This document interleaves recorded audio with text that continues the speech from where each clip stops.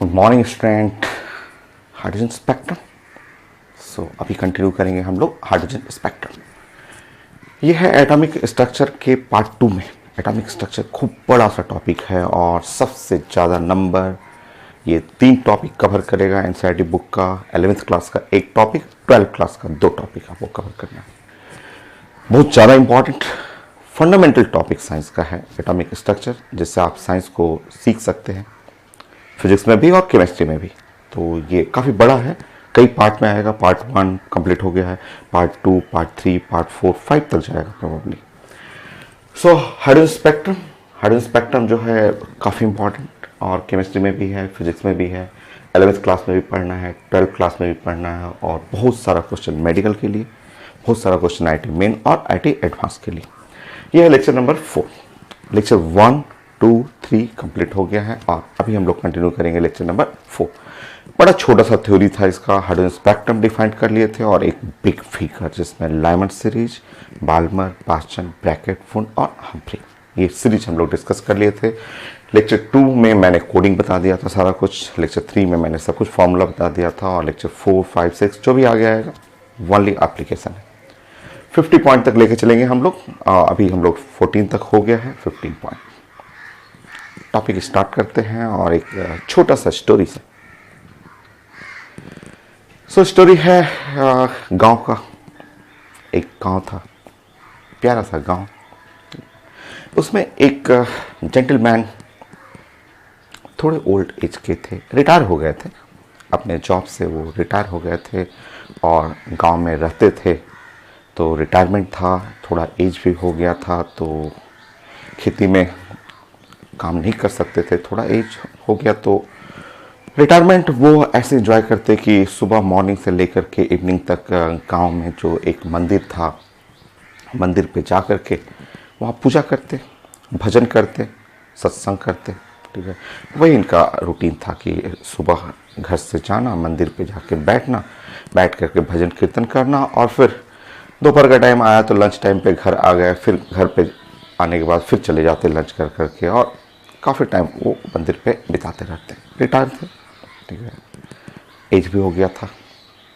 जा कर के मंदिर पे बैठना और प्रे करना भगवान से, सबके लिए प्रे करना, ठीक है, अपने लिए भी प्रे करना। सब कुछ अच्छे से चल रहा था, ठीक है। वो खूब स्ट्रांग बिलीव करते थे गॉड के ऊपर। मंदिर में जाकर बैठ करके पूजा पाठ करना, अच्छी अच्छी बातें करना, तो ये सब सही से चल रहा था, ठीक है। अचानक एक दिन बारिश हुआ और बहुत ज़्यादा बारिश हुआ, हैवी रेन हुआ, ठीक है, बहुत तेज़ बारिश हुआ। काफ़ी 2-3 दिन तक बारिश होते रहा और जो डैम, जो वाटर सप्लाई रिजर्वायर जो होता है, वो गांव के बगल में डैम था, डैम ओवरफ्लो होने लगा। ओवरफ्लो होने लगा तो उसका जो गेट है, गेट में दरार आ गई, ठीक है। वो लगा कि गेट टूटेगा, ठीक है। और गेट टूटा अगर डैम का तो पूरा पानी एक साथ फ्लो करेगा, गांव में घुस जाएगा, चांसेस है कि गांव भी डूब जाए, ठीक है। जैसे ही ऑफिसर को पता चला कि वो डैम जो है वो क्रैक करने वाला है और क्रैक करेगा, क्योंकि अगर बारिश नहीं रुका और डैम ओवरफ्लो हो रहा है तो उसका गेट जो होता है इतना प्रेशर नहीं बर्दाश्त कर पाएगा और क्रैक कर जाएगा, ठीक है।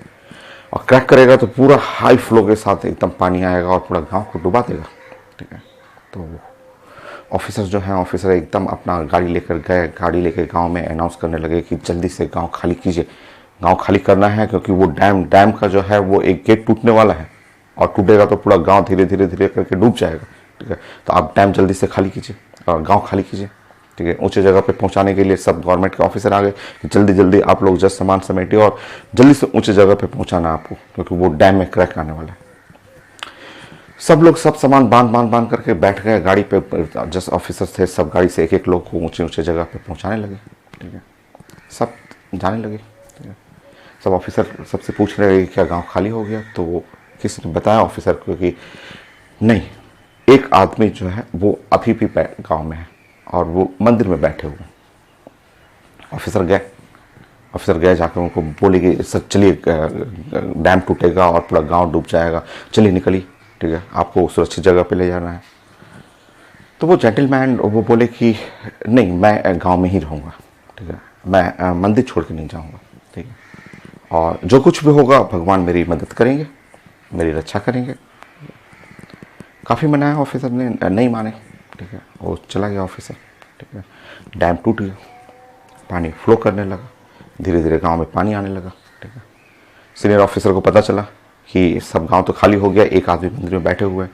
तो सीनियर ऑफिसर अपना जीप लेकर के रोड के रास्ते से एकदम गए जाकर के उनको मनाने लगे कि सर प्लीज निकलिए। और सीनियर ऑफिसर को भी वो मना कर दिया कि नहीं आप चाहिए, अब मैं यहीं रहूँगा, मंदिर में रहूँगा, ठीक है, गॉड मेरी रक्षा करेंगे। ऑफिसर लौटा है, ठीक है। पानी फ्लो काफ़ी तेज हो गया था, सड़क डूब गया, गांव में पानी घुस चुका था, सड़क दिख नहीं रहा था, ठीक है। वो गांव में अकेला आदमी बैठा हुआ मंदिर में। जैसे ही वो आदमी देखे कि गांव डूबना शुरू हुआ, वो धीरे धीरे मंदिर के ऊपर छत पे जाके बैठ गया। उधर ऑफिसर को बताया, ऑफिसर ने अपने सीनियर को रिपोर्ट किया कि गांव में सब लोग खाली हो गया, एक आदमी वो मंदिर में बैठे हुए हैं और देखिए ये पूरा गांव अब डूब चुका है और सड़क का कोई रास्ता नहीं है। जैसे ही पता चला सीनियर को कि एक आदमी बैठा हुआ है, तो वो अपना स्पीड बोट निकाल करके पानी के रास्ते से, क्योंकि सड़क सब बंद हो चुका था, सड़क सब डूब चुका है, वो एकदम स्पीड बोट से गए, देखे कि मंदिर के छत पे वो आदमी बैठे हुए हैं। उनसे बोले कि रिक्वेस्ट किए कि आप आ जाइए, आपके लिए मैं स्पीड बोट लेके आया हूँ, स्पीड बोट लेकर के आप आइए, बैठिए और चलिए, देख रहे हैं कि डूब जाएगा और पूरा मंदिर भी डूब जाएगा। तो उन्होंने मना किया जेंटलमैन ने कि नहीं नहीं आप चाहिए, मैं मंदिर छोड़ के नहीं जाऊँगा, गॉड मेरी रक्षा करेंगे, जो कुछ भी होगा गॉड हमारी रक्षा करेंगे, ठीक है। काफ़ी मनाया, नहीं माने, फिर वो स्टीमर लेकर लौटा है। पानी का लेवल बढ़ते गया, वो आदमी जैसे जैसे बढ़ते गया मंदिर के ऊपर ऊपर चढ़ते हुए एकदम ऊपर जो गुंबद होता है उस पर जाके बैठ गए। अब जो है आर्मी ऑफिसर, सारे आर्मी ऑफिसर एरिया को जस्ट वॉच करने लगे, हेलीकॉप्टर लेकर के जस्ट घूमना शुरू किए कि कोई तो नहीं फंसा है, कहीं कोई फंसा तो नहीं है। तो जब ऑफिसर हेलीकॉप्टर से लेकर घूम रहे थे, देखे कि एक आदमी जो है मंदिर के एकदम गुंबद पे एकदम खड़ा है। हेलीकॉप्टर से ऊपर से रस्सी गिराया गया कि पकड़ो रस्सी को, पूरा मंदिर डूब जाएगा, ठीक है, रस्सी पकड़ लीजिए आप, मैं खींचता हूँ, ठीक है। रस्सी गिराया गया, उसको अनाउंस किया गया, माइक से बोला गया कि आप रस्सी पकड़िए, ठीक है, वो मंदिर डूब जाएगा, इतना फ्लो चल रहा है वाटर का, पूरा गांव डूबने वाला है। रस्सी गिराया गया, उस आदमी ने रस्सी नहीं पकड़ा, बोला कि नहीं आप चाहिए, गॉड मेरी रक्षा करेंगे, ठीक है। काफ़ी मनाया गया, नहीं माना, और हेलीकॉप्टर रिटर्न हो गया। पूरा गांव डूब गया, मंदिर का टॉप लेवल तक डूब गया, वो आदमी भी डूब गया, डूब करके वो आदमी मर गया। अब जब मर गया, ऊपर गया, स्वर्ग में गया, हेवन में, ठीक है। ऊपर जाके आंख खोला, ठीक है, तो देखा कि सामने गॉड बैठे हुए। पूछा कि मैं कहाँ आ गया, तो गॉड बोले कि आप तो मर गए, आपका तो डेथ हो गया है, आप स्वर्ग में पहुंच गए। तो आदमी चिल्लाया, गॉड मेरी फैमिली है, गांव में मेरे बच्चे हैं, ठीक है, आप मुझे मार दिए, ठीक है। तो गॉड बोले हाँ आप तो मर गए। तो चिल्लाने लगा कि नहीं गॉड मुझे भेजिए, मेरे फैमिली है, और गॉड पे गुस्सा करने लगा कि गॉड मैंने आपको इतनी बार बुलाया, मैं मंदिर में बैठा हुआ था, आपसे एकदम प्रे कर रहा था कि गॉड मुझे बचा लो, ठीक है। फिर पानी भरा, मैं मंदिर के छत पे गया, गॉड आपसे प्रे करने लगा कि गॉड मेरी रक्षा करो। पानी और भरा, मैं गुंबद पे चला गया और गॉड मेरी रक्षा करो। तो गॉड बोले कि तुमने जितनी बार पुकारा उतनी बार मैं आया, तुम मूर्ख इंसान हो, बेवकूफ़ इंसान हो, ठीक है। जितनी बार तुमने मुझे मैसेज दिया कि गॉड मेरी रक्षा करो, उतनी बार आया। जब तुम मंदिर में बैठे थे और बोले कि गॉड मेरी रक्षा करो, तो मैं ही आया था वो जीप लेकर के सड़क के रास्ते से तुमको मनाने के लिए। जब तुम छत पे चढ़ गए थे और बोले कि गॉड मेरी रक्षा करो, तो मैं ही आया था बोट लेकर के तुम्हारे पास। और जब छत के एकदम गुंबद पे चढ़े गए थे, बोले कि गॉड मेरी रक्षा करो, तो मैं ही आया था हेलीकॉप्टर लेकर के, रस्सी गिराया था। तुम बेवकूफ़ इंसान, मुझे पहचाने नहीं, अब तो मर गए हो, अब तो ऊपर ही रहना होगा, ठीक है। तो स्ट्रॉन्ग मैसेज है, ठीक है। गॉड एग्जिस्ट करते हैं, हर रिलीजन के गॉड एग्जिस्ट करते हैं, हिंदू हैं, मुस्लिम हैं, सिख, ईसाई, हर रिलीजन में गॉड एग्जिस्ट करते हैं और आपके सराउंडिंग रहते हैं। गॉड एग्जिस्ट करते हैं और आपके सराउंडिंग, अगल बगल, आपके अगल बगल ही गॉड है, पहचानना आपको है। गॉड ऊपर से नहीं आते हैं आपकी मदद करने के लिए, गॉड अपने मैसेंजर को भेजते हैं, मैसेंजर को भेजते हैं कि जाओ इनका हेल्प करो, ठीक है। मैसेंजर को ह्यूमन बॉडी नहीं पहचान पाता। जैसे सिंपल एग्जांपल, जैसे आप मंदिर जाते हैं, आप मस्जिद जाते हैं, आप चर्च जाते हैं और जाके हाथ जोड़ के गॉड से बोलते हैं कि गॉड मुझे डॉक्टर बना दो। हाथ जोड़ के गॉड को बोलते हैं कि गॉड मुझे आईएएस ऑफिसर बना दो। गॉड आपकी बात मानते हैं, एकदम मानते हैं।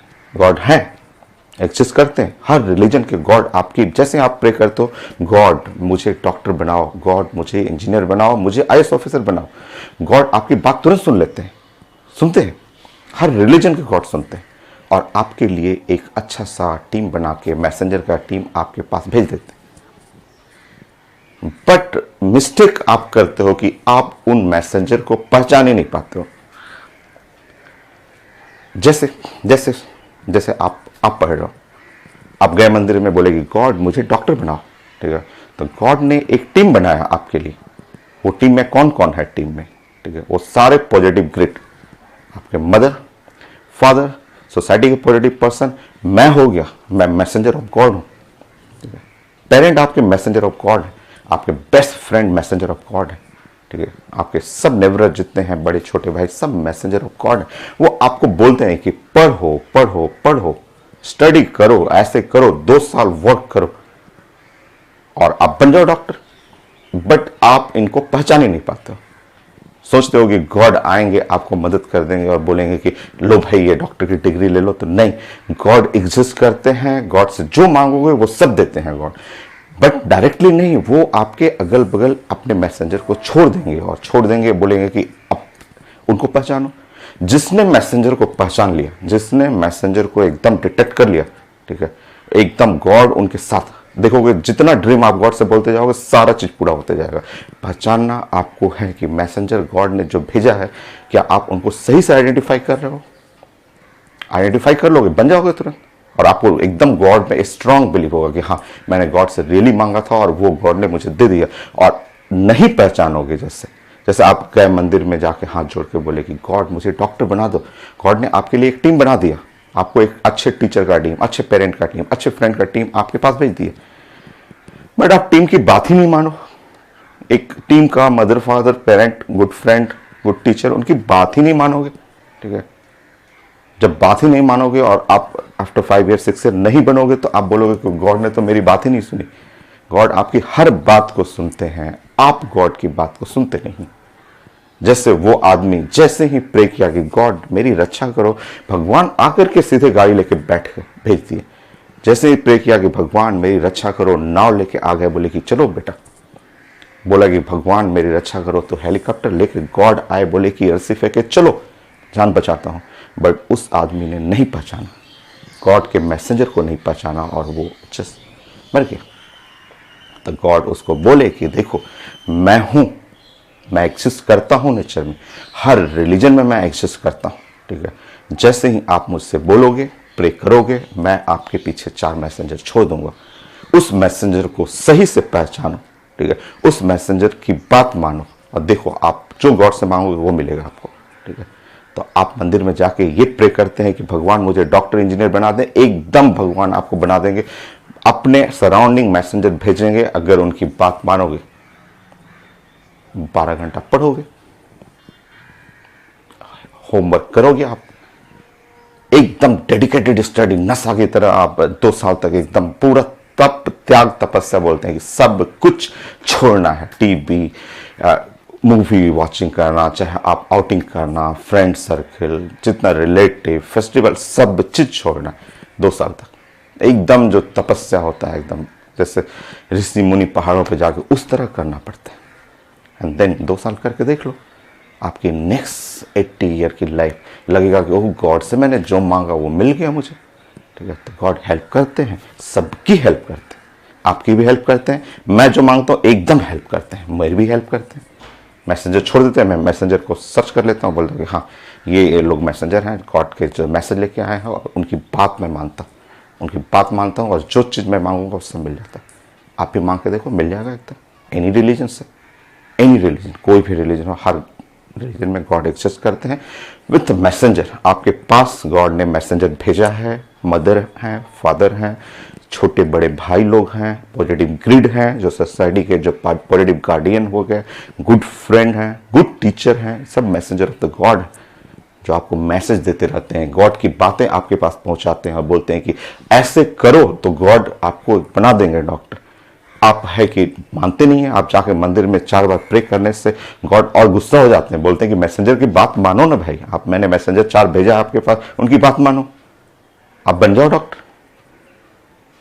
तो छोटी छोटी कहानियां बट एकदम स्ट्रांग मैसेज देके जाती है सोसाइटी में। नेक्स्ट हम लोग टॉपिक स्टार्ट करते हैं 15 पॉइंट।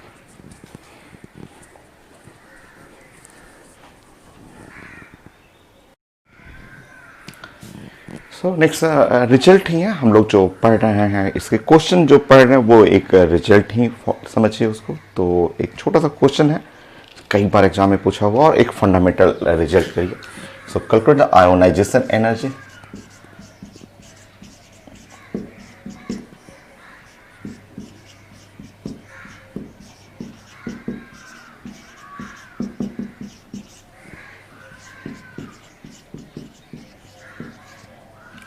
For hydrogen atom.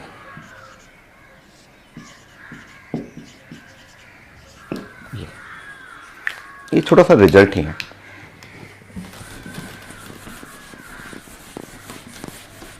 और कई फॉर्म में आया हुआ, इसके 10 क्वेश्चन पूछा गया होगा इस रिजल्ट से, आपको 10 से भी ज्यादा क्वेश्चन पूछे हुए हैं इस रिजल्ट से।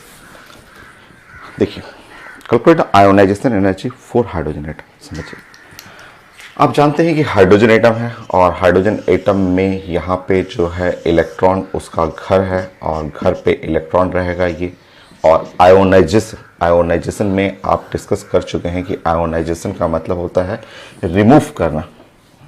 ऐसे आयोनाइजेशन का मतलब होता है रिमूव करना। रिमूव करने का मतलब infinite, n is equal to infinite, या m कह सकते हैं, हायर ऑर्बिट।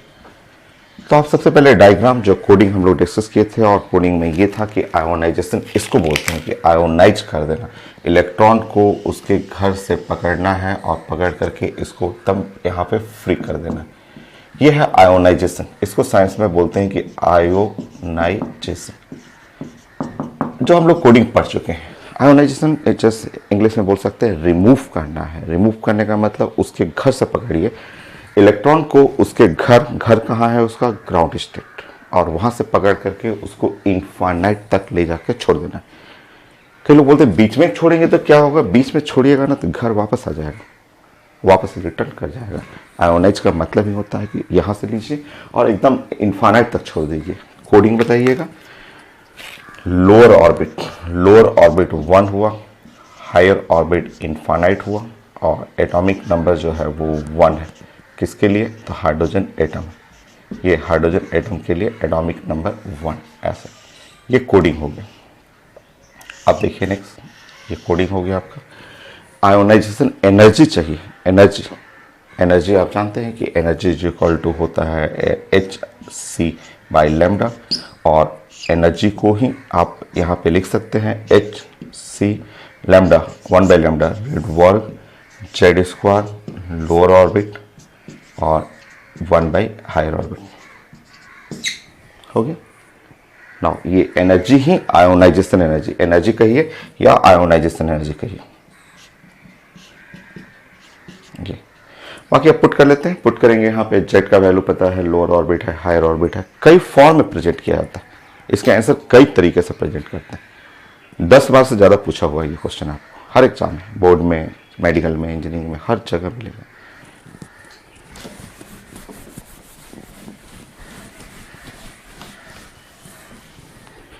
चलिए मैं प्रेजेंट करता हूँ अलग अलग फॉर्म में।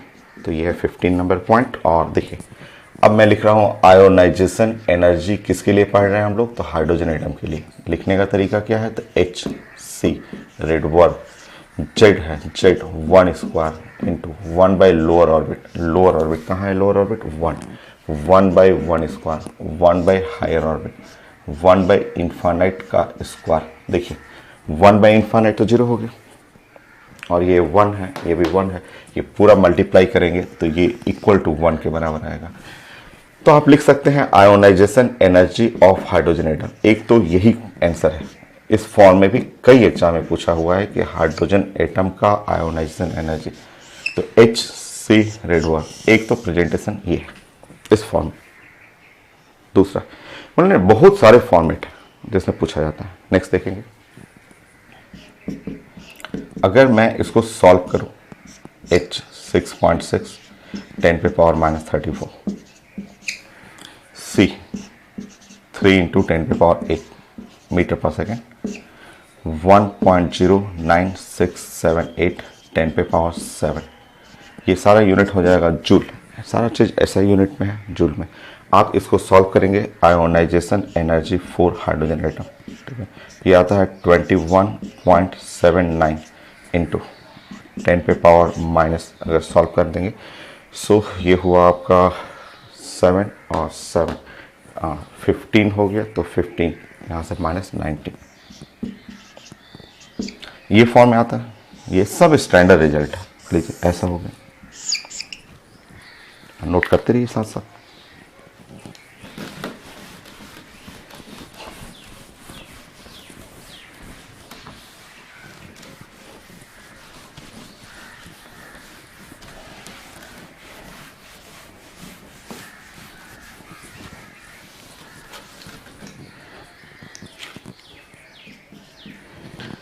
सो ये है जूल के फॉर्म में, ये कांस्टेंट के फॉर्म है। और चेंज कर सकते हैं आप, जो एनर्जी का यूनिट पढ़े हुए हैं या फिजिक्स से भी हेल्प ले सकते हैं। तो देखिए आप जानते हैं 1 जूल इज इक्वल टू 10 पे पावर 7 और अर्ग होता है, अर्ग ऐसा, 1 जूल है, 1 जूल पे रिप्लेस करेंगे 10 पे पावर 7 अर्ग। अर्ग जानते हैं सीजीएस यूनिट, सॉल्व कर लीजिए।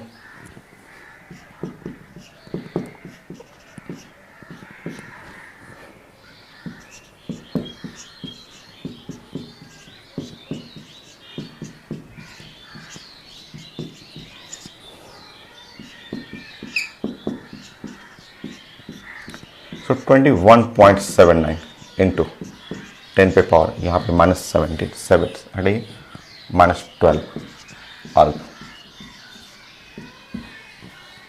ये हो गया।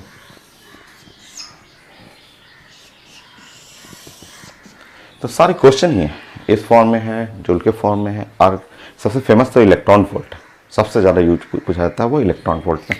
तो बताइए इलेक्ट्रॉन वोल्ट कैसे लिखेंगे। सो आप जानते हैं 1 electron volt is equal to 1.6 into 10 पे पावर -19 जूल, ये पढ़े हुए हैं।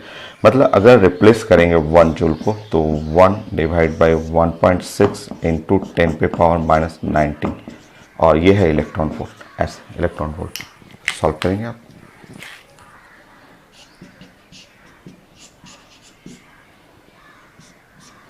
सो 21.79 और इंटू 10 पे पावर -19 जूल को हटाएंगे, सो ये है 1.6 इंटू 10 पे पावर -19 इलेक्ट्रॉन वोल्ट। वो जूल हटा देंगे, जूल की जगह ये रखेंगे, सो ऐसा आएगा। और आप जब सॉल्व करेंगे इसको तो यह है 13.6, ये है 13.6 इलेक्ट्रॉन वोल्ट।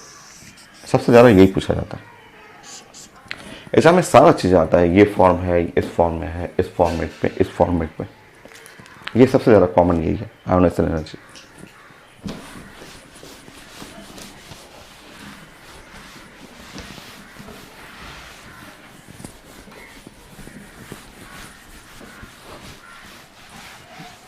कई फॉर्मेट में और भी पूछा जाता है। ये हो गया आपका। अच्छा, इसके लिए वेवलेंथ पूछा जाता है, तो वेवलेंथ तो आप डायरेक्ट कर सकते हैं, आप ऐसे डायरेक्ट कर सकते हैं। सो यहाँ पे इलेक्ट्रॉन है और ये इलेक्ट्रॉन यहाँ पे है और ढेर सारा ऑर्बिट है आपके पास, और ये है इनफाइनाइट।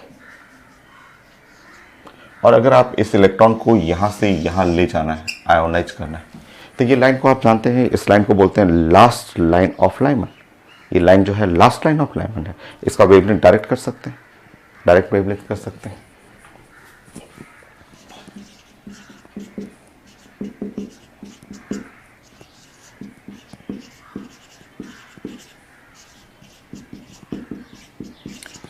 सो इसके लिए अगर वेवलेंथ निकालना हो तो यहाँ पे हाइड्रोजन एटम के लिए ये वेवलेंथ चाहिए, तो 912। सो ये भी हर एग्जाम में पूछा हुआ 912 कि आयोनाइजेशन करने के लिए वेवलेंथ कितना चाहिए, तो 912 एंगस्ट्रॉम, या ऐसा नहीं रहेगा तो यूनिट चेंज कर लीजिएगा नैनोमीटर, सो 91.2 नैनोमीटर ऐसे कर सकते हैं। सो 91.2 नैनोमीटर ये हो गया रिजल्ट। ऐसे भी कई लोग ऐसे बनाते हैं कि आप जानते हैं कि energy is equal to H C by lambda ऐसे करते हैं, और lambda is equal to H C by E कर देते हैं, और एच सी के जगह 1240 और इलेक्ट्रॉन वोल्ट नैनोमीटर ऐसे कर देते हैं, और divide by 13.6 electron volt energy जानते हैं इलेक्ट्रॉन वोल्ट में, सॉल्व कर लेंगे और सॉल्व करके ये आएगा। आप कर सकते हैं, बट अगर आपको डायरेक्ट पता है कि लास्ट लाइन ऑफ लाइमन का वेवलेंथ कितना होता है तो टाइम बच जाएगा। फर्स्ट लाइन ऑफ लाइमन का वेवलेंथ होता है 1216 और लास्ट लाइन ऑफ लाइमन 912, ये तो पढ़े हुए हैं हम लोग, तो डायरेक्ट यूज कर सकते हैं, तो रिजल्ट है आपका।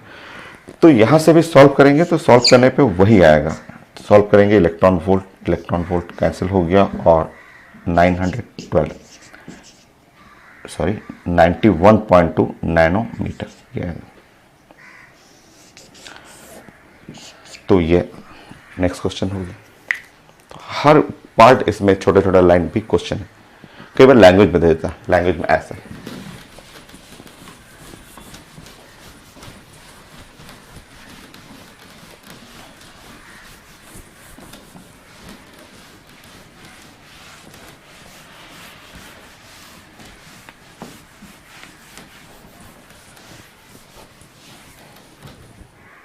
लैंग्वेज में ऐसे दे देंगे। जैसे आप ड्राइंग से कर रहे हैं, आप बोल रहे हैं कि मेरा इलेक्ट्रॉन यहाँ है, n इक्वल टू 1 है, और इस इलेक्ट्रॉन को ऐसे इनफाइनाइट पे ले जाना है और इसको रिमूव कर देना है, मतलब यहाँ से यहाँ ले जाके छोड़ देना है। इसको साइंस में बोलते हैं आयोनाइजेशन। ये आयोनाइजेशन है, जिसके लिए आयोनाइजेशन एनर्जी यहाँ पे आपने पढ़ा है 13.6 इलेक्ट्रॉन वोल्ट, ये आपने पढ़ा ऐसे। ठीक, आप इसको एग्जाम में ऐसे ना देखें, इस तरह पूछेगा हाइड्रोजन एटम, और इसको मैं 13.6 इलेक्ट्रॉन वोल्ट दे रहा हूँ, तो जैसे ही आप दीजिएगा तो ये कन्वर्ट हो जाएगा H प्लस में, और साथ में यहाँ से निकलेगा E माइनस, ऐसे इस तरह से निकलेगा। तो उसको इक्वेशन फॉर्म में भी बनाया जाता है कि ये है हाइड्रोजन को इतना, ये एनर्जी रिक्वायर्ड है, इतना देना पड़ेगा, क्योंकि जब ऊपर जाएंगे तो एनर्जी एब्जॉर्ब होता है और नीचे आएंगे तो एनर्जी इमिट होता है, तो आपको बाहर जाना है, तो यहाँ बोलेंगे इतना एनर्जी रिक्वायर्ड है, इतना एनर्जी रिक्वायर्ड है। और इसमें से हाइड्रोजन एटम में से इलेक्ट्रॉन बाहर निकल गया। तो आप जो ये फिगर पढ़ते हैं एग्जाम में ऐसे भी रहता है।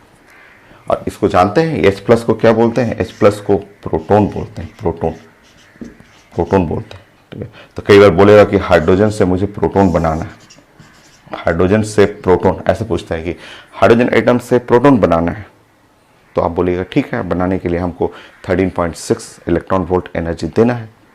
तो बहुत फॉर्म है, मैंने बताया कि बहुत सारे फॉर्मेट है, पूछा जाता है। तो हाइड्रोजन से प्रोटॉन बनाना है तो आपको यहाँ पे 13.6 इलेक्ट्रॉन वोल्ट देना पड़ेगा। इतने सारे फॉर्मेट है। तो हाइड्रोजन एटम का आयोनाइजेशन एनर्जी एक जगह आप कलेक्ट कर लीजिए।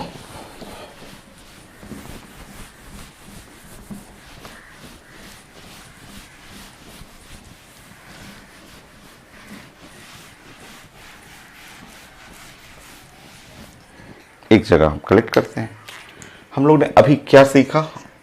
तो ये था कि मेरे पास हाइड्रोजन एटम है और n इज इक्वल टू 1, यह है इलेक्ट्रॉन इन हाइड्रोजन एटम और ये है इनफाइनाइट। इस इलेक्ट्रॉन को आयोनाइज करना है,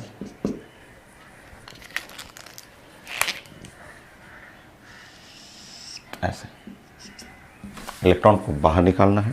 ठीक है, इस प्रोसेस को हम लोग बोलते हैं आयोनाइजेशन। इसमें जो एनर्जी लगेगा वो है ionisation energy of hydrogen atom. Wavelength जो लगेगा वो लैम्डा है।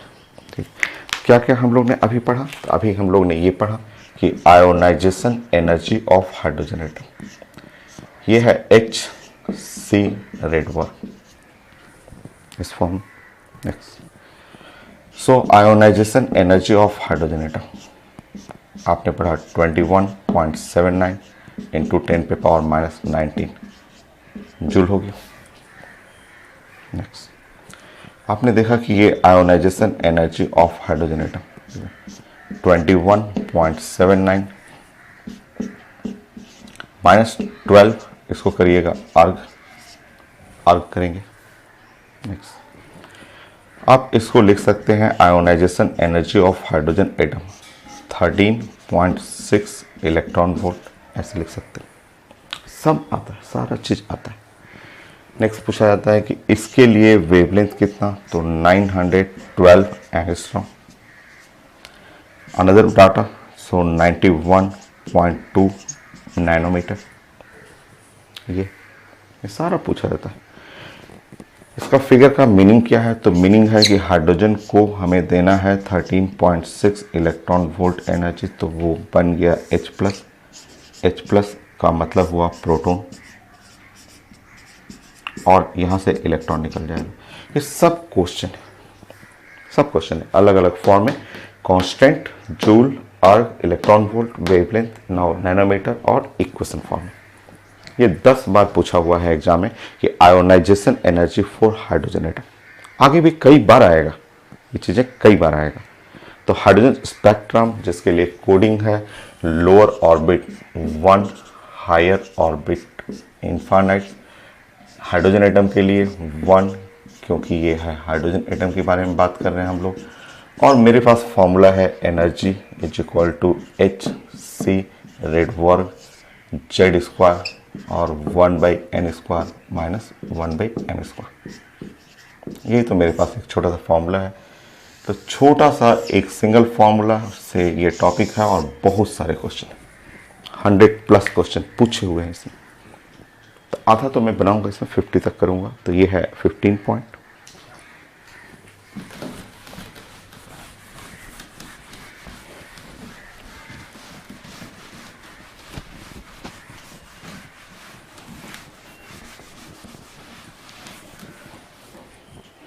आप ये भी इस देखिए समझिए, तो ये इसको ऐसे भी लिख सकते हैं, इसको एक लैंग्वेज में भी देखा था मैंने, पूछा हुआ था। ये बताइए, ये जो हाइड्रोजन एटम का ये जो लाइन है, ये जो लाइन देख रहे हैं, ये लाइन सबसे लंबा वाला लाइन है, सबसे बड़ा लाइन है, सबसे लॉन्ग लेंथ है इसका। तो ये जो लाइन आप देख रहे हैं द लॉन्गेस्ट, सबसे लेंथ सबसे बड़ा है। लेंथ बड़ा का मतलब एनर्जी सबसे बड़ा। तो आप इस लैंग्वेज को देखिए, ये ध्यान रखिएगा, ऐसे ना दे करके ऐसे भी लैंग्वेज देते हैं। Maximum energy absorb by hydrogen atom. तो आप इसको ऐसे भी कह सकते हैं कि हाइड्रोजन एटम ने मैक्सिमम एनर्जी एब्जॉर्ब की। एनर्जी मैक्सिमम होगा तो ये इसको आप बोलेंगे मिनिमम वेवलेंथ।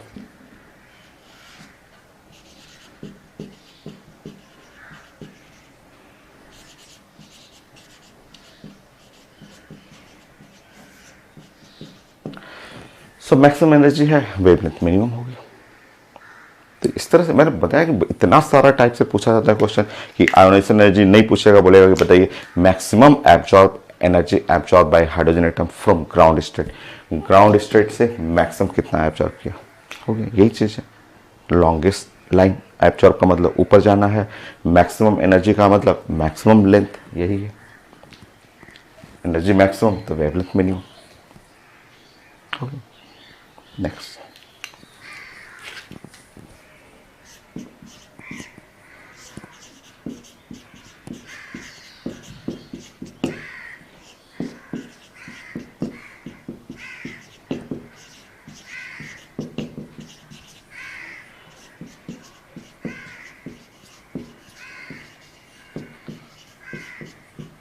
देखिए ये भी हर पेपर में पूछा हुआ, बट आसान, 1 सेकेंड में आप बना सकते हैं।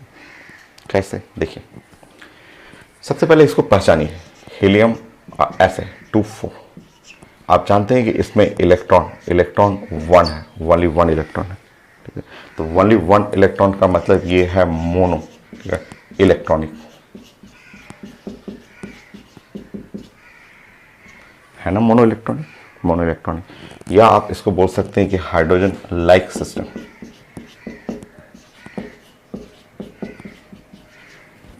है ना, हाइड्रोजन लाइक सिस्टम। तो इस पर तो लग जाएगा हाइड्रोजन स्पेक्ट्रम। तो देखिए एक ही इलेक्ट्रॉन है तो ये ऐसे बनाएंगे हीलियम प्लस, तो एक इलेक्ट्रॉन हमेशा यही रहेगा, घर तो वही रहेगा, क्योंकि एक इलेक्ट्रॉन का घर यही रहेगा, और आपको आयोनाइज करना है, कॉन्सेप्ट वही है, इनफाइनाइट छोड़िए। थोड़ा थोड़ा चेंजेस देखिए changes. Lower orbit 1, higher orbit infinite, Z is equal to 2। क्यों?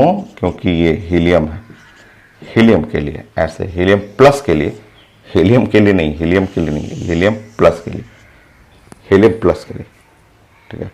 देखिए ध्यान से देखिएगा, ये क्वेश्चन नहीं बना सकते हैं अगर ऐसे पेपर में आएगा, calculate the ionisation energy of helium, नहीं बना सकते, नहीं बोलना है कि नहीं, नॉट डिफाइंड, बोलेंगे मुझे नहीं पता, क्योंकि अगर हीलियम करिएगा तो हीलियम में तो इलेक्ट्रॉन कितना हो गया, 2, तो 2 इलेक्ट्रॉन में तो लगता नहीं हाइड्रोजन स्पेक्ट्रम।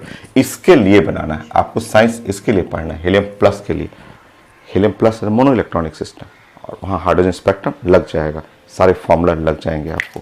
नेक्स्ट, अब ये आसान है, एक हाइड्रोजन पढ़ लिया ना, उसी का रेफरेंस लेंगे हम लोग।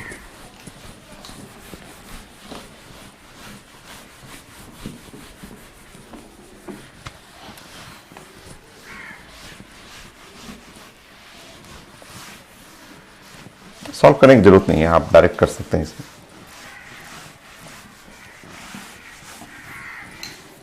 देखिए सॉल्व करने की कोई जरूरत नहीं है। देखिए आप फॉर्मूला जानते हैं, ionisation energy Hc Rydberg Z square 1/n², ये पुट करें हम लोग किसके लिए, हीलियम प्लस के लिए, Hc रेडबर्ग 2 का square, lower orbit higher orbit, ये पूरा टर्म 1 हो जाएगा, क्योंकि 1/इनफाइनाइट तो 0 हो गया, 1/इनफाइनाइट 0, और वो टर्म ही 1 है। मतलब देखिए आपका आयोनाइजेशन एनर्जी हीलियम प्लस, ये हो गया 4 Hc रेडबर्ग, ये हो गया 4 Hc रेडबर्ग, हो गया 4 Hc रेडबर्ग, 4 गुना है। आप देख रहे हैं यहाँ से आप रिलेट करिएगा तो आपको ऐसे लिखेगा कि ionisation energy of helium plus, helium plus जो है वो 4 time ionisation energy of hydrogen atom, ये 4 टाइम। क्यों 4 आया है, 4 क्यों आ गया इसमें, तो 4 आ गया है इसके चलते, एटॉमिक नंबर, हाइड्रोजन का एटॉमिक नंबर 1 था, तो 1² सेम रहेगा, बट ये तो 2 है, हीलियम का 2, तो 2² 4 हो गया। तो हम बढ़ाने की जरूरत नहीं है, बाकी अब तो उसी से रिलेट कर लीजिए, आप लिख लीजिएगा। देखिए next, ionisation energy for helium plus 4 21.79 minus 19 joule, हो गया। फिर से देखें,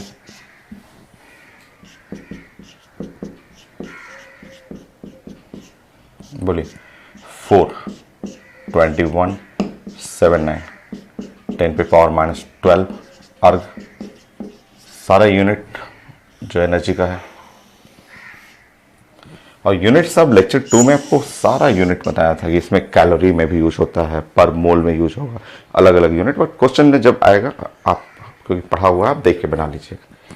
सो ionization energy of again helium plus 4 multiply by 13.6 electron volt. So आप इसको मल्टीप्लाई कर लीजिएगा, और मल्टीप्लाई कर रहे हैं तो 4,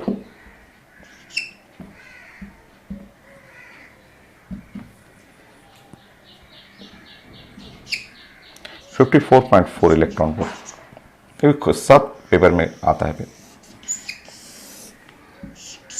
नेक्स्ट देखिए, एनर्जी में तो आपने 4 मल्टीप्लाई कर दी, एनर्जी में 4 मल्टीप्लाई कर दीजिए, और वेवलेंथ में 4 डिवाइड करेंगे ना आप अगर मान लीजिए कि क्वेश्चन में वेवलेंथ पूछता है तो वेवलेंथ में 4 डिवाइड करना है। आप जानते हैं, देखिए वेवलेंथ क्या है, wavelength is equal to hc by energy, ऐसे होता है ना, hc बाई एनर्जी। अब बताइए, अब अगर वेवलेंथ मुझे निकालना है, यही सारा डाटा के लिए वेवलेंथ निकालना है, तो अगर एनर्जी 4 टाइम मल्टीप्लाई किए हैं, यहाँ 4 गुना मल्टीप्लाई हुआ है तो वेवलेंथ घटेगा, 4 टाइम डिवाइड होगा, तो 912 एंगस्ट्रॉम और डिवाइड बाई 4, या फिर 91.2 नैनोमीटर डिवाइड बाई 4। देखिए, तो सब क्वेश्चन ही है, जितना लाइन आप देख रहे हैं ब्रैकेट में सब क्वेश्चन है, सारा अलग अलग यूनिट में। तो हाइड्रोजन पढ़ चुके हैं, उसी का रेफरेंस लेते हुए बनाते रहिए। एनर्जी 4 से मल्टीप्लाई किया, वेवलेंथ 4 से डिवाइड हो गई। नेक्स्ट लैंग्वेज भी पढ़ना है, क्योंकि इसका लैंग्वेज भी खूब पूछा गया। मीनिंग समझिए, मतलब अगर आपके पास हीलियम प्लस है, हीलियम प्लस, और इसमें एनर्जी देना है कितना, 54.4 इलेक्ट्रॉन वोल्ट एनर्जी देंगे, तो ये कन्वर्ट करेगा हीलियम प्लस प्लस में, क्योंकि एक इलेक्ट्रॉन लॉस करेगा, और ये ऐसे बनेगा। ये इक्वेशन देख लीजिए, ये एब्जॉर्ब है, ये एनर्जी एब्जॉर्ब है,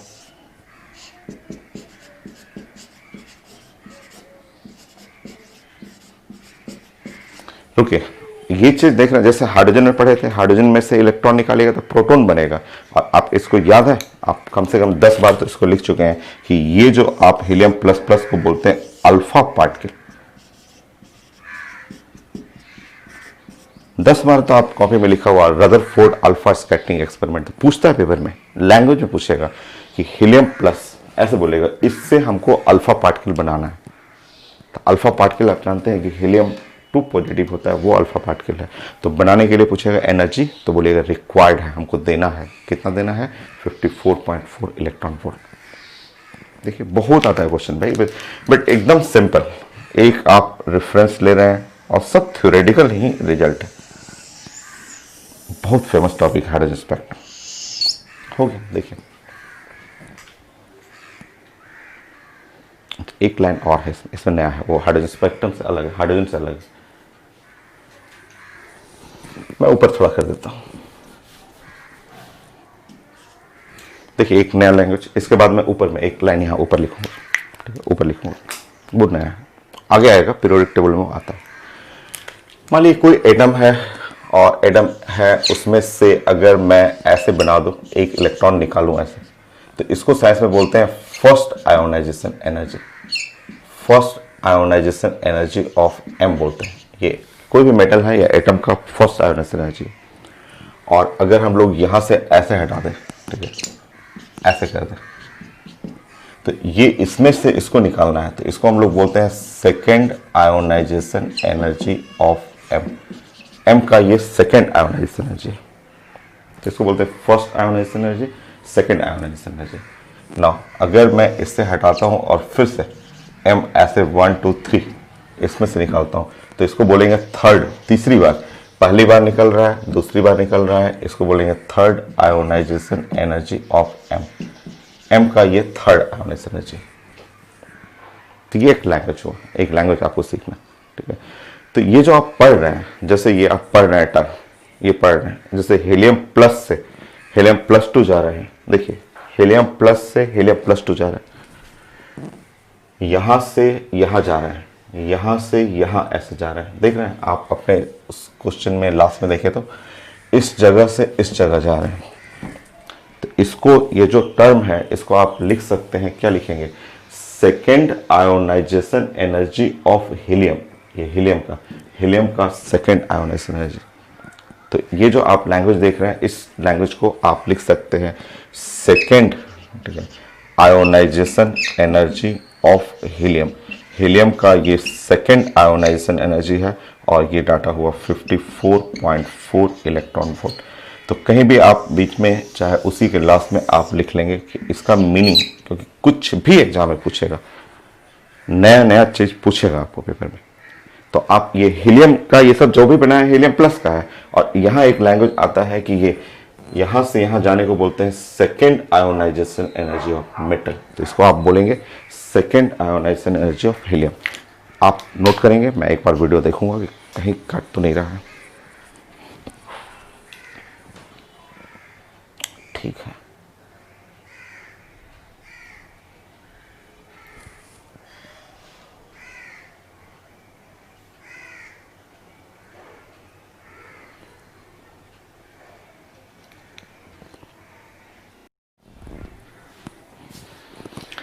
नेक्स्ट देखिए नेक्स्ट एग्जांपल एकदम सिंपल। आपने हाइड्रोजन एटम के लिए खूब अच्छे से बनाया, उसके बाद हीलियम प्लस आपने देखा कि डायरेक्ट उसी के रेफरेंस से आपने बना लिया। नाउ नेक्स्ट देखिए आपका 70।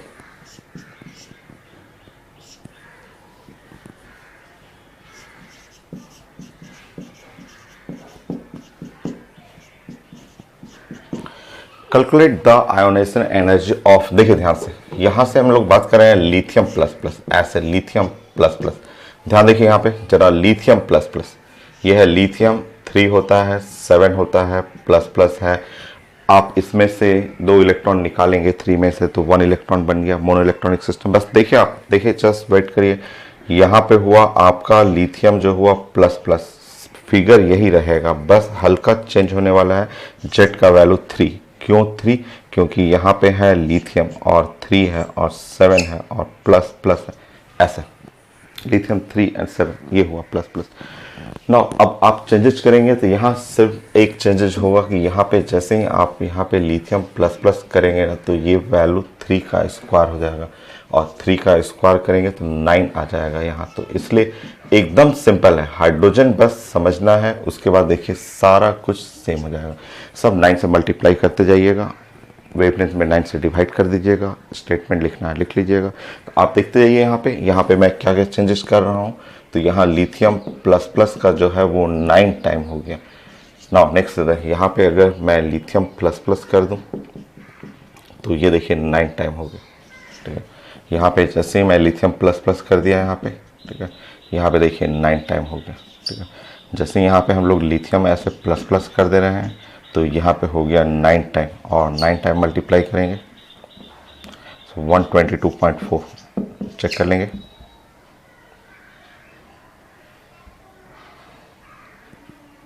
ठीक है, इतना हो गया।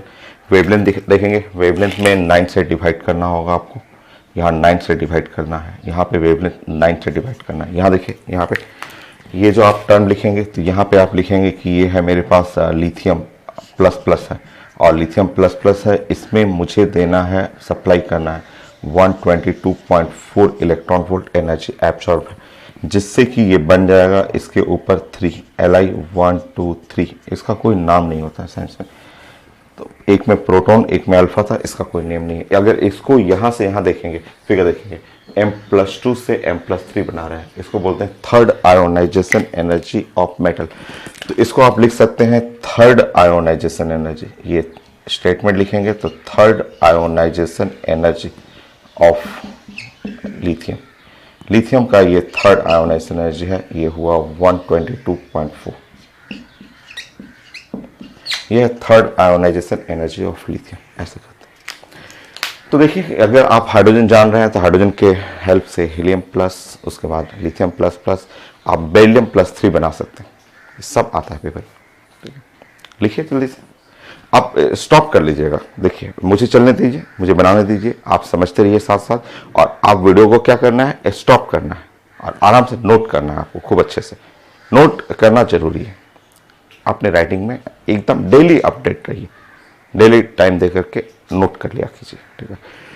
समझने के लिए 2 बार 3 बार देखिए वीडियो को, समझने के लिए खूब अच्छे से देखिए वीडियो को, ठीक है। नेक्स्ट देखिए, अब मुझे बनाने दीजिए। अगर आप पेपर में बताइए यहाँ पे, क्योंकि एग्जाम में आते रहता है, अगर यहाँ पे पूछा जाए कि आयोनाइजेशन एनर्जी ऑफ बेरिलियम चाहिए, बेरिलियम ऐसे इस पे 3 कर दिया हुआ है, बेरिलियम 3 करेंगे, देखिए यहाँ पे बेरिलियम ऐसे 3 कर देंगे, तो यहाँ पे है 4 और 9, ये 9 हो गया।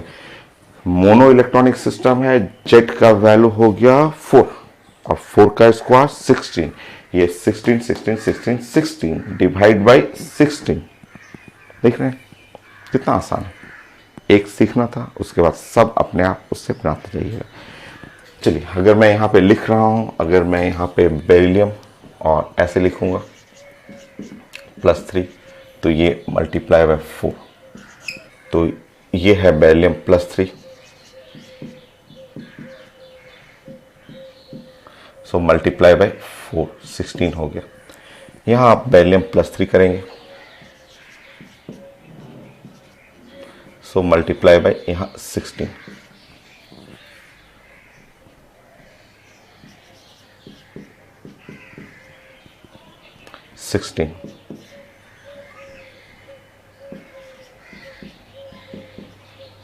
सो मल्टीप्लाई बाय यहाँ पे 16।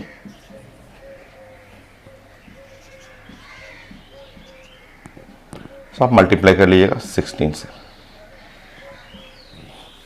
वेवलेंथ चाहिए, divide by 16।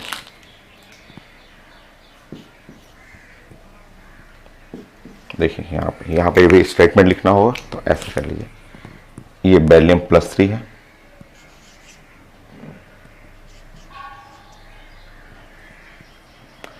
So 16 multiply by 13.6,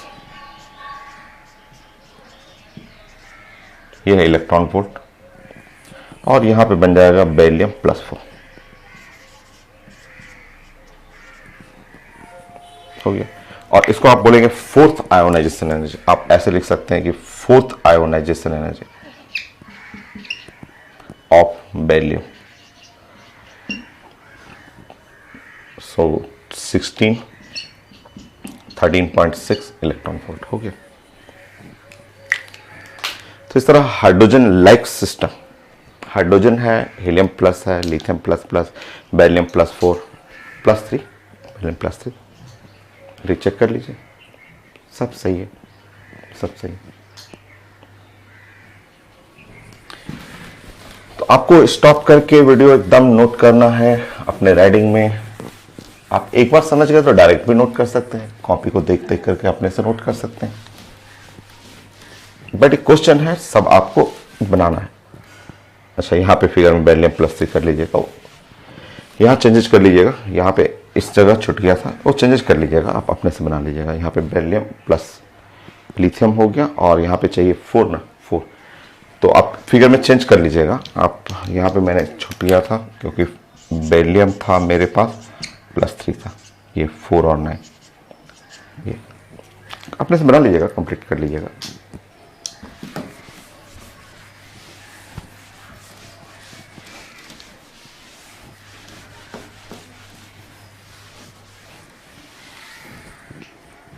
ऐसे भी पूछा जाता है, देखिए बोला जाता है कि रेशियो ऑफ आयोनाइजेशन एनर्जी,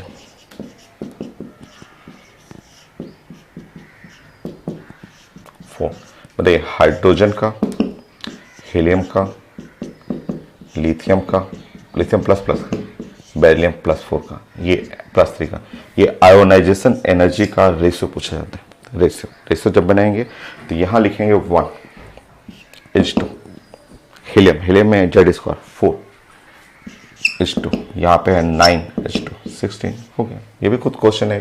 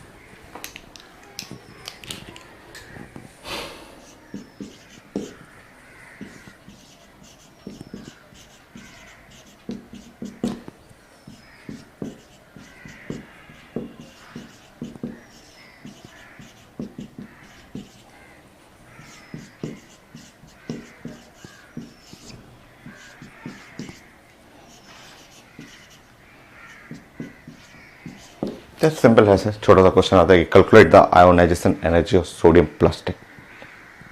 आप जानते हैं कि सोडियम, एक लाइन में आप बना लीजिए, एक लाइन में ऐसे बनाइए, सोडियम है 11 है 23 होता है, और अगर ये प्लस 10 कर देंगे, अगर आप 10 इलेक्ट्रॉन रिमूव करेंगे तो आप बताइए इसमें इलेक्ट्रॉन जो था, ऐसे नेचुरल इलेक्ट्रॉन इसका 11 था, बट 10 आप हटा चुके हैं, -10 हटाएंगे तो ये तो इलेक्ट्रॉन 1 आ गया, और ये इलेक्ट्रॉन 1 आ गया, तो hydrogen like system. So hydrogen like system में अगर आयोनाइजेशन करना है, एक इलेक्ट्रॉन को रिमूव करना है, तो लोअर ऑर्बिट हो गया 1, हायर ऑर्बिट इनफाइनाइट, और ये सोडियम है, इसके लिए जेट का वैल्यू 11। कोडिंग मिल चुका है, बना लीजिए आयोनाइजेशन एनर्जी। सो डायरेक्ट आप एक लाइन में बना सकते हैं, आयोनाइजेशन एनर्जी होता है Hc रेड वर्ग Z square lower orbit 1/n² -1/m²। ये है 1, ये 0, सो टोटल 1 हो गया जेड स्क्वायर। सो आयोनाइजेशन एनर्जी डायरेक्ट कर सकते हैं, जेड का स्क्वायर 11 का स्क्वायर 121 Hc रेड वर्ग हो गया आंसर। ये आप लिख सकते हैं ionisation energy is equal to 121 multiply by 13.6 electron volt, ऐसा कर लीजिए, हो गया, ये था आंसर। सो आप कोई भी सिस्टम, हाइड्रोजन लाइक सिस्टम का आप आयोनाइजेशन एनर्जी डायरेक्ट बना सकते हैं। देखिए डायरेक्ट एक फॉर्मूला है, आप पुट करेंगे तुरंत बन जाएगा।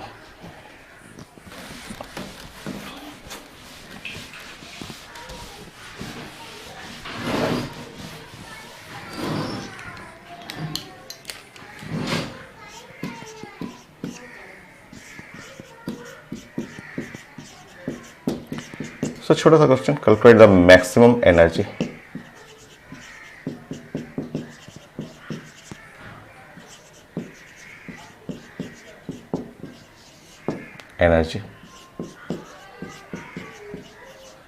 absorbed by hydrogen atom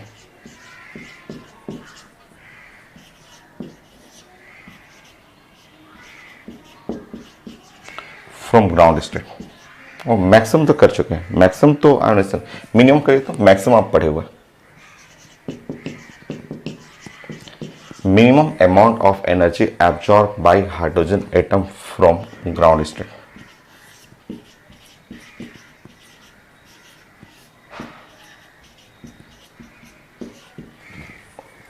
result ही है, ये थ्योरी ही कहिए इसको।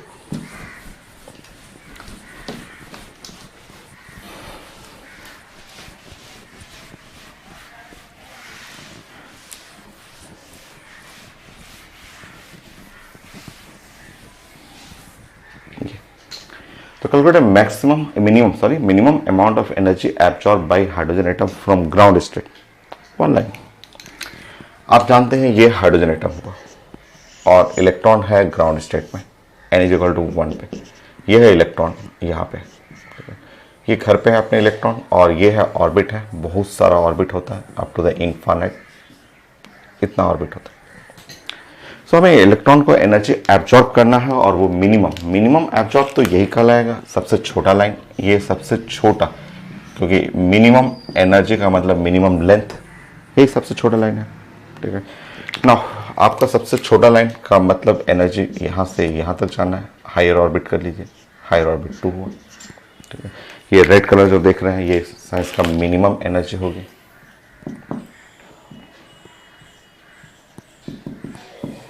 ये है मिनिमम एनर्जी।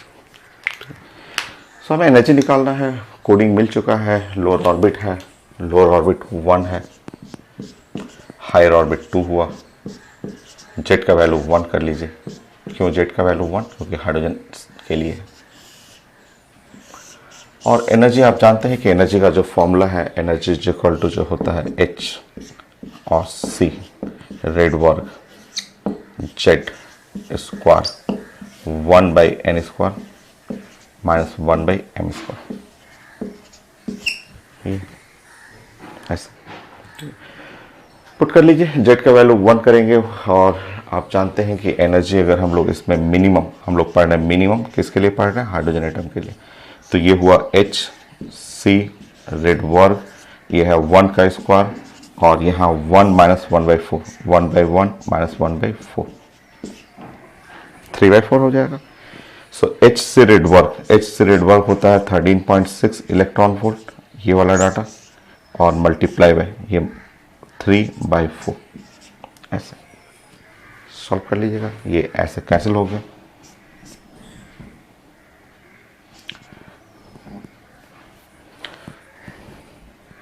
थ्री पॉइंट ये कट जाएगा 4 से, 3.4 मल्टीप्लाई बाय 3 इलेक्ट्रॉन वोल्ट, सो 10.2, ये है 10.2 इलेक्ट्रॉन वोल्ट, ये है मिनिमम एनर्जी। ये सब डायरेक्ट रिजल्ट है, आपको डायरेक्ट पूछा जाता है रिजल्ट, ठीक है। अब एक जगह आप कलेक्ट करना चाहें तो ऐसे देखिए, इस तरह से बनेगा, तो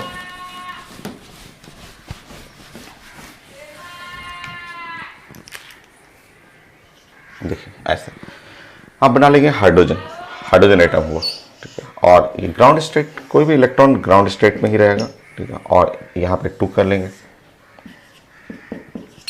ऐसे ऑर्बिट बहुत सारा रहेगा, और ये इनफाइनाइट ऐसे कर लेंगे।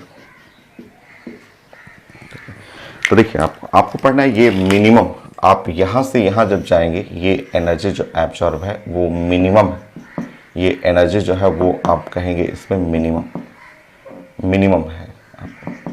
कितना है मिनिमम भाई, तो 10.2 इलेक्ट्रॉन वोल्ट, ये 10.2 इलेक्ट्रॉन वोल्ट मिनिमम एब्जॉर्ब। अच्छा, इस एनर्जी के लिए जो वेवलेंथ होगा, ये वेवलेंथ देखिए मैं पढ़ा चुका हूँ आपको, लाइन को ध्यान से देखिएगा, तो लाइमन सीरीज का फर्स्ट लाइन है।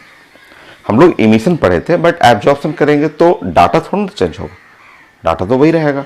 सो ये आप पढ़ा हुआ है, ये 1216 एंगस्ट्रॉम, क्योंकि ये first line of Lyman series, ये डायरेक्ट ये सब रिजल्ट ही है कि आप यहाँ मिनिमम जाएंगे तो कितना, वेवलेंथ कितना। और वही हाइड्रोजन एटम में अगर यहाँ से यहाँ दूर तक जाएंगे, ऐसे दूर तक जाएंगे, तो इसको बोलते हैं मैक्सिमम एनर्जी, जो है वो मैक्सिमम कितना भाई, तो 13.6 इलेक्ट्रॉन वोल्ट। इसके लिए वेवलेंथ कितना, तो इसका वेवलेंथ 912 एंगस्ट्रॉम, ये हो गया। यही साइंस का आयोनाइजेशन एनर्जी हो गया। तो हाइड्रोजन एटम में इलेक्ट्रॉन अपने घर पे है, यहाँ इलेक्ट्रॉन अपने घर पे रहेगा, तो ये मिनिमम एब्जॉर्ब करेगा 10.2, मैक्सिमम एब्जॉर्ब करेगा 13.6। मैक्सिमम का मतलब ये यहाँ जाके बाहर निकल जाएगा, फ्री हो गया। ये फिगर आप चारों के लिए बना के दिखाइए, चारों के लिए का मतलब हीलियम प्लस के लिए बना दीजिए।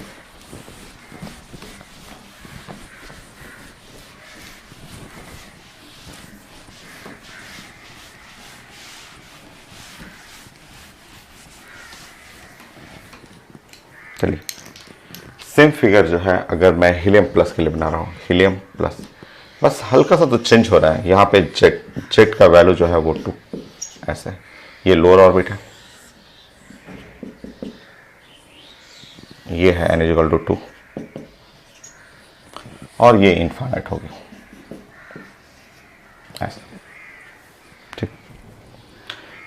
इलेक्ट्रॉन है ग्राउंड स्टेट में, क्योंकि ये मोनो इलेक्ट्रॉनिक सिस्टम है, इलेक्ट्रॉन है घर में बैठा हुआ है। और अगर हम लोग यही क्वेश्चन इसके लिए बनाए और बोले कि इस सिस्टम के लिए मिनिमम एनर्जी एब्जॉर्ब करना है, और वो मिनिमम, तो मिनिमम जैसे ही डाटा आएगा मिनिमम, तो देखिए यहाँ पे 10.2 मल्टीप्लाई बाई जेड स्क्वायर। आप जानते हैं, आप पढ़े हुए हैं कि एनर्जी के लिए जो टर्म होता है वो है एच सी रेड वर्ग, और यहाँ पे जेड का स्क्वायर 1/n² माइनस 1/m², ऐसे जेड का स्क्वायर, जेड का मतलब कितना है, 2 का स्क्वायर करेंगे 4, यहाँ मल्टीप्लाई बाई 4 कर दीजिएगा। सो 10.2 मल्टीप्लाई बाई 4 इलेक्ट्रॉन वोल्ट, और इसके लिए वेवलेंथ जो चाहिए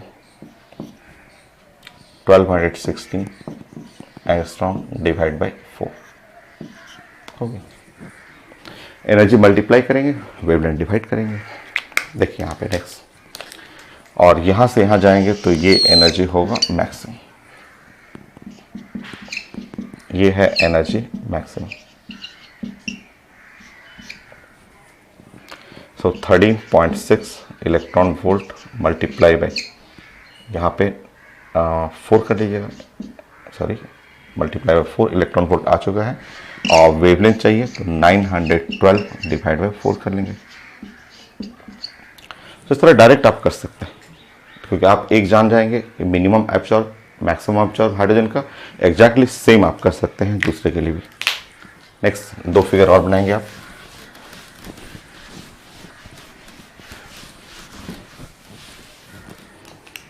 लिथियम, लिथियम प्लस प्लस बनाना है। जेड का वैल्यू यहाँ पे 3 है। लोअर ऑर्बिट, हायर ऑर्बिट, और एक बना लेंगे इनफाइनाइट, ऐसे बना लेंगे infinite, same concept.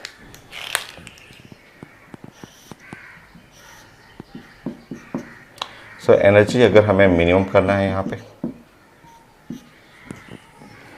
10.2 multiply by यहाँ पे 9 जेड स्क्वायर इलेक्ट्रॉन वोल्ट करना है, और वेवलेंथ करना है तो 1216 और डिवाइड बाय 9 ऐसे हो गया। ये लिख लीजिए, ये है आयोनाइजेशन एनर्जी, और ये एनर्जी मैक्सिमम, अगर आप मैक्सिमम पढ़ेंगे ये एनर्जी, सो 10.2 13.6 मल्टीप्लाई बाय यहाँ पे जेड स्क्वायर का मतलब 9,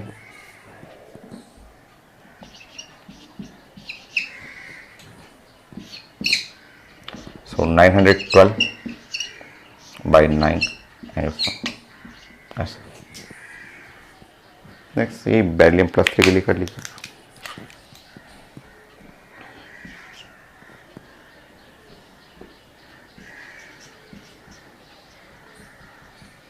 इसके लिए कर लीजिए, जेड का वैल्यू 4, सेम सेट करेंगे यहाँ पे मल्टीप्लाई बाय 4 का स्क्वायर 16 कर लेंगे।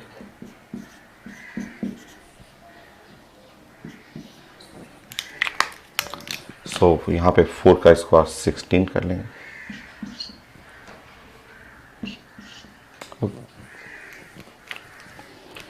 तो ये कोई भी एक सेट देखिए आप पढ़िएगा तो ये आयोनाइजेशन एनर्जी पढ़ चुके थे, उसी से सारा हाइड्रोजन लाइक सिस्टम किसी के लिए भी बना सकते हैं आप, क्योंकि सिर्फ वेरिएशन है जेड स्क्वायर। तो ये हो गया आपका, कितने पॉइंट हो गए, 20 पॉइंट तक नोट करिए, फिर और आगे बताता हूँ।